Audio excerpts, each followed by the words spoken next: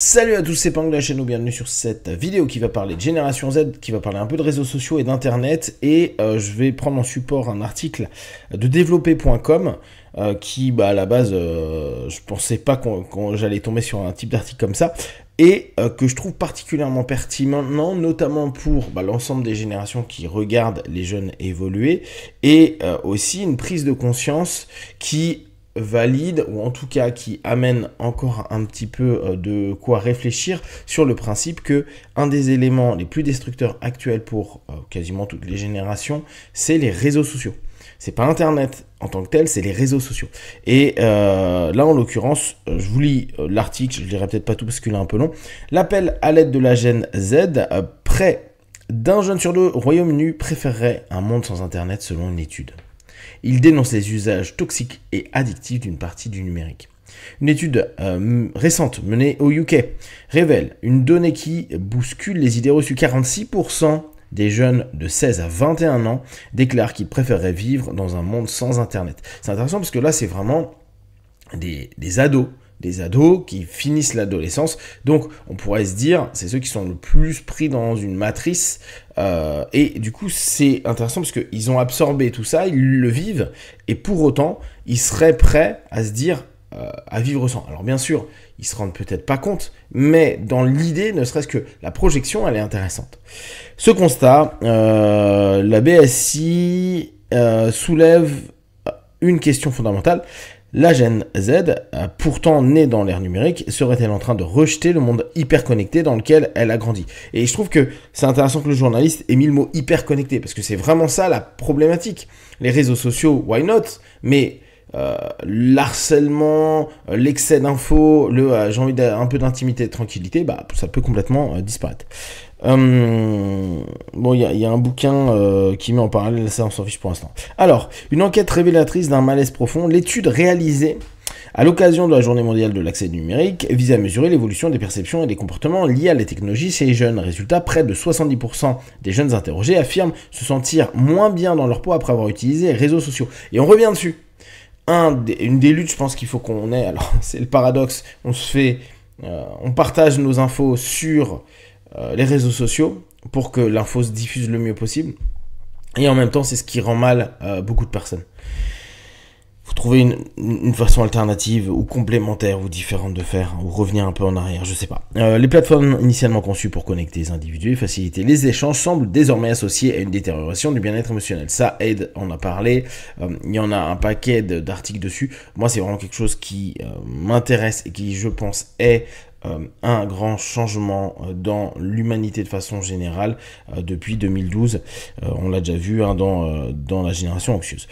Au-delà de ce chiffre, le rapport souligne aussi une tendance inquiétante. 42% des jeunes avouent avoir menti sur leur âge en ligne. Bon, ça semble cohérent. Et une proportion similaire cache à leurs proches leur activité numérique. Ce qui semble logique, si un gamin de 16 ans, puis d'ailleurs pas qu'un gamin, dit « Ah je vais sur des sites porno », ah ouais, c'est pas très bien, hein. Je vais regarder des trucs sur le dark web parce que l'être humain peut avoir une tendance pas toujours cool. Oui, c'est sûr que c'est pas toujours facile à faire, mais je pense que c'est bien plus que ça. 40% utilisent des comptes secondaires, bon ça aussi. 27% déclarent s'être fait passer pour quelqu'un d'autre sur internet. Ah, ça c'est marrant.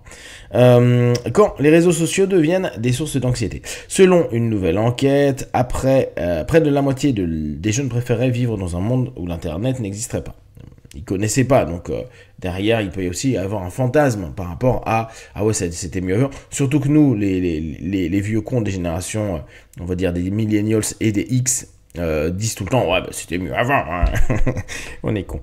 Les réseaux sociaux, TikTok, Instagram, Snap, sont souvent désignés comme les principaux coupables. La quête de validation numérique, ça c'est intéressant, hein. Cette notion de stroke numérique. Là, avant on avait besoin de stroke, on sait que les likes c'est des strokes, maintenant on pourrait dire c'est des strokes numériques, des strokes virtuels, mais qui ne nourrissent pas, hein, je vous en ai déjà parlé. La comparaison constante avec des standards de beauté et de réussite idéalisés, donc beaucoup de mythos à ce moment-là, hein. La peur de manquer de quelque chose, le FOMO, alors ça je pense que on est à nouveau, hein, sur les réseaux sociaux, hein, cette notion où il y a une info que j'ai pas reçue et ça pourrait être problématique. Alors qu'on se rend compte que si on n'a pas les infos, bah les informations importantes pour nous, pour notre quotidien, je parle pas pour le monde, mais pour nous, pour notre quotidien, on le recevra d'une manière ou d'une autre. Vous inquiétez pas. Autant de facteurs contribuent à l'anxiété. Les jeunes témoignent de plus en plus souvent d'un sentiment de dépendance, de fatigue cognitive, d'insomnie causée par les écrans. Alors, je vous en parlerai, je pense que je ferai une série de vidéos dessus, etc. Mais je pense vraiment que c'est parce qu'on arrive à un niveau de saturation qui nous emmène dans des transes très fatigantes ou qui nous coupent complètement du monde extérieur, qu'on arrive à ces fatigues cognitives, ces insomnies et ces problématiques d'identité, etc. L'étude révèle que près de 70% des jeunes de 16 à 21 se sentent moins bien dans leur peau après avoir passé du temps sur les médias sociaux, un rejet partiel mais croissant. Ce rejet d'Internet n'est pas total, il ne s'agit pas d'un refus de technologie absolu, mais d'une remise en question des usages actuels. Les jeunes ne rejettent pas les accès à l'information, et je pense que ça, jeunes comme moins jeunes, c'est quelque chose de très juste. L'e-commerce, idem, ça a facilité énormément la vie, même si derrière on pourrait se dire, d'un point de vue purement social, les mecs qui bossent chez Amazon, on ne les respecte pas d'un point de vue du travail. Et encore chez nous en France, où déjà c'est dur, on a des protections au boulot. Aux US, c'est des esclaves, j'exagère un peu le terme, mais il y a vraiment une surexploitation du capital à ce niveau-là. Ce sont les usages toxiques et addictifs d'une partie du numérique, notamment les réseaux sociaux. À cet égard, la moitié des répondants se disent favorables à l'instauration d'un couvre-feu numérique.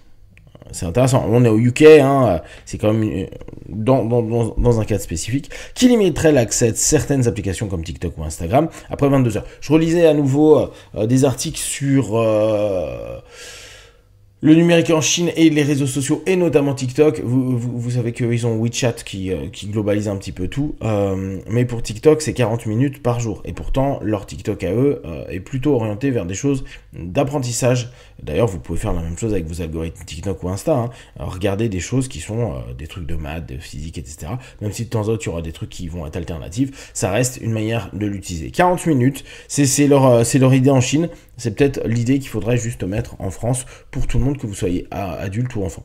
Tandis que 46% ont déclaré qu'ils préféraient être jeunes dans un monde sans Internet. Ok, mais ça, c'est un biais. Hein. On ne se rend pas compte de ce que c'était. C'est comme nous dire, ah ouais, mais on aurait bien aimé être là pendant les 30 glorieuses, peut-être, mais nos parents, les boomers, ont vécu d'autres types de problématiques, même si pour beaucoup ça a été très bien, pour d'autres ça n'a pas été du tout. Hein. Le gouvernement britannique étudie d'ailleurs la possibilité d'imposer ce type de restrictions. Ok, un quart des personnes interrogées passent 4 heures ou plus par jour sur les médias sociaux, tandis que 42% d'entre eux admettent mentir à leurs parents, leurs tuteurs, sur ce qu'elles font en ligne. Bon, ça me semble assez cohérent, puis c'est une forme d'intimité, etc. Le 4 heures sur les médias sociaux. Je pense que c'est ça qui est intéressant. La plupart du temps, les personnes demandent « Ouais, mais tu passes beaucoup de temps sur ton téléphone. » Ouais, mais aujourd'hui, c'est aussi une manière de travailler, c'est lire des articles, c'est regarder des vidéos, c'est écouter de la musique. Bon, à la limite, ça remplace notre Walkman. Putain, on revient en arrière.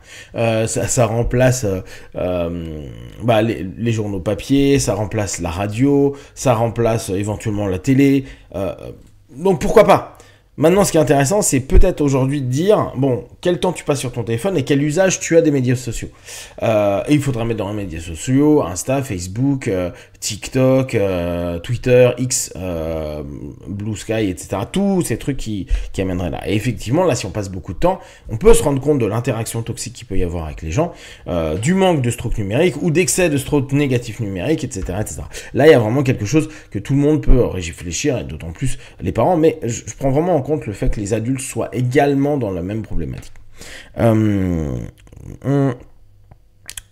question de santé publique, les résultats ont été obtenus après que le secrétaire de la techno, Peter Kyle, a laissé entendre que le gouvernement étudiait la possibilité de rendre les heures de fermeture obligatoires pour certaines applications telles que TikTok et Instagram. Des spécialistes on se voit, soulignent que les simples restrictions horaires ne suffisent pas. D'accord. Pour elle, les couvre-feux numériques, bien qu'utiles, ne peuvent pas empêcher les enfants d'être exposés à des contenus nuisibles en ligne sans que d'autres mesures soient mises en place. Il faut bien comprendre qu'un couvre-feu numérique ne suffira pas à protéger les enfants des risques auxquels ils sont exposés en ligne. Ils pourront voir tous ces risques à d'autres moments de la journée et ils auront toujours le même impact. Oui, alors là, ce qui met en avant est assez juste. Un réseau social restera un réseau social et si on t'a insulté pendant 4 heures que tu le vois pas à 21h mais que tu le vois le lendemain à 7h du mat, tu auras toujours les insultes qui vont arriver. Mais je pense que c'est pas le même cadre, ils parlent pas de la même chose. Je pense que le principe addictif, le principe de le nombre de personnes qui disent qu'ils swipe pour swiper ou qui se laissent manger par l'algorithme YouTube et ils passent d'une vidéo à une autre sans jamais décider, c'est plus ça qui va être corrigé au travers d'un couvre-feu numérique que la problématique en tant que telle du réseau social, du média social. Elle milite pour une transformation en profondeur, des plateformes conçues pour favoriser la sécurité, l'authenticité, le bien-être mental plutôt que l'addiction à l'écran. Alors ça c'est vraiment je pense du bullshit absolu, mais ça sera un super truc marketing que vous allez voir éclore dans les années à venir, mais qui amènera tout autant d'addiction à un moment ou à un autre. C'est le côté, oui, il faut qu'on crée des safe places. Si le monde d'Internet est devenu le monde d'Internet d'aujourd'hui, c'est que c'est ce que les gens ont voulu, et à un moment donné, c'est ce que les entreprises ont compris, donc ils leur ont juste proposé les outils qu'ils voulaient. Ça s'est pas fait parce que ça se serait fait autrement si réellement on avait besoin d'autre chose ou on souhaitait autre chose. Ce discours rejoint celui de nombreux psychologues et chercheurs, une jeunesse en quête de déconnexion. L'étude a été menée sur à peu près 1300 jeunes et a révélé que 27% des personnes interrogées ont partagé leur position en ligne avec des inconnus. Dans la même enquête, le 3/4 des personnes interrogées ont déclaré avoir passé plus de temps en ligne à cause de la pandémie, tandis que 68% d'entre elles ont estimé que le temps passé en ligne était préjudiciable à leur santé mentale. Et ça, là encore, le en ligne Internet info ou en ligne réseaux sociaux. Je pense vraiment que à partir du moment où on commence à séparer ça, on va pouvoir se dire, ok, comment attaquer ou comment protéger ou comment défendre ou comment proposer des options, des opportunités, des alternatives pour que les gens puissent mieux vivre le réseau social, parce que maintenant ce qui semblait être bien, c'est intéressant, l'enfer c'est les autres, Sartre, on l'a là, c'est le réseau social, c'est le rapport à l'autre, et là on a un enfer psychique et une instabilité psycho-émotionnelle qui peut se développer. Il a ajouté que les algorithmes peuvent fournir des contenus qui peuvent rapidement s'enchevêtrer et entraîner les jeunes dans des trous du lapin, des contenus nuisibles et angoissants sans qu'il en soit responsable. Je rappelle, ce n'est pas que les jeunes. Il y a plein d'adultes qui ont le même problème, qui tombent dans les mêmes choses et qui parfois n'arrivent pas à avoir le recul. On dit oui, les adultes vont avoir le recul. Pas du tout. Quand ils sont fatigués, ils ont une journée de boulot de merde, peut-être des problèmes sociaux, X et Y avec la famille, les amis, les trucs, les machins, ils se font tout aussi bien manger dans ce monde numérique. En réaction à cette surcharge numérique, une nouvelle culture émerge, celle de la détox digitale. Les clubs de lecture sans téléphone, du offline, blablabla, ça on le sait, et n'hésitez pas à le faire, c'est très cool. Maintenant, comme toute chose, vous pouvez manger tout ce que vous voulez, à moins que vous soyez malade, le tout c'est la quantité. La quantité fait poison. De plus en plus de jeunes partagent sur les réseaux leur envie de s'en éloigner. Le paradoxe du réseau social. Certains ferment temporairement leur compte, d'autres remplacent leur smartphone par un téléphone basique. L'absurde paradoxe d'ingénération, vers un nouveau rapport au numérique, ça serait vraiment bien. Mais en même temps, c'est arrivé, on a dû s'adapter. On s'est adapté avec nos vices, vu que l'être humain a cette tendance à aller plutôt vers le vice, le négatif, entre guillemets, et du coup on tente maintenant de voir comment on peut résoudre tout ça. Donc loin de rejeter entièrement la techno, les jeunes posent des questions essentielles. Comment faire d'internet un outil au service de l'humain et non l'inverse? Ça c'est une très très bonne question. Ce débat dépasse la sphère individuelle et interpelle les parents, les éducateurs, les plateformes, etc. À l'école, la question de l'usage des smartphones fait déjà l'objet de vifs débats.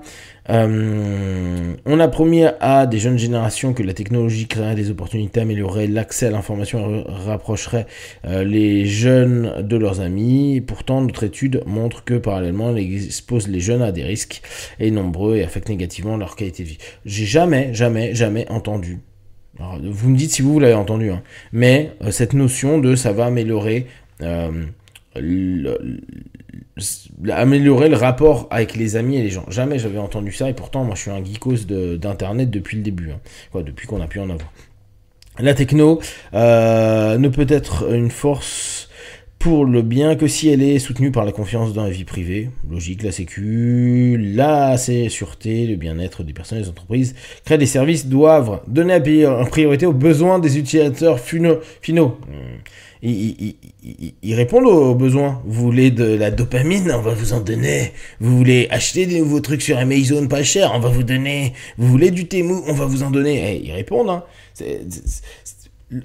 La problématique linguistique et la manière d'amener les choses, même si on comprend ce qu'elle veut dire, fait que, factuellement, moi je peux dire, les entreprises répondent aux besoins des gens. Tu avais besoin d'un X libre, t'as un X libre. Tu avais besoin de t'acheter plein de choses pas chères, t'as Temu. Ah ça exploite des petits gars, essayer des produits pourris. Et alors ? Quoi, tu vois, c'est le besoin, il faut peut-être se poser la question. On n'a pas besoin de sucre comme on en mange aujourd'hui. Et pourtant, les gens vont dire, oui, Coca et tout ça, McDo, ils vont répondre à ce besoin-là. Ouais, mais c'est pas parce qu'on a des besoins que c'est des besoins de première nécessité, des besoins pour donner de la qualité de vie. C'est pas vrai. Ils ont donc ce dont ils ont besoin maintenant, c'est que les adultes responsables, les gouvernements, les régulateurs les rejoignent sur ce terrain, blabla. Conclusion, une génération critique, pas technophobe, on est bien d'accord, hein, se révèle une réalité lucide, critique et exigeante, et ne rejette pas la techno. Le fait que près de la moitié des jeunes préféreraient un monde sans Internet n'est pas un fantasme rétrograde, c'est un signal d'alarme. Ok, bon. Et donc, les sources, c'est British Standard Institution. Voilà, j'ai trouvé l'article cool. Je vous le mets bien sûr, hein, c'était sur développer.com. Donc, comme quoi, quand vous lisez des bouquins, des sites comme développer.com, vous pouvez avoir des articles aussi intéressants, en tout cas qui ouvrent une perspective sur un rapport psychosocial important. Si vous avez des questions et des remarques, partagez sur Facebook, YouTube, j'y répondrai le plus rapidement possible comme d'habitude de tout ce que je propose. Ne prenez que ce qui est bon et juste pour vous tester, observer, analyser, conclure. Be one, ciao.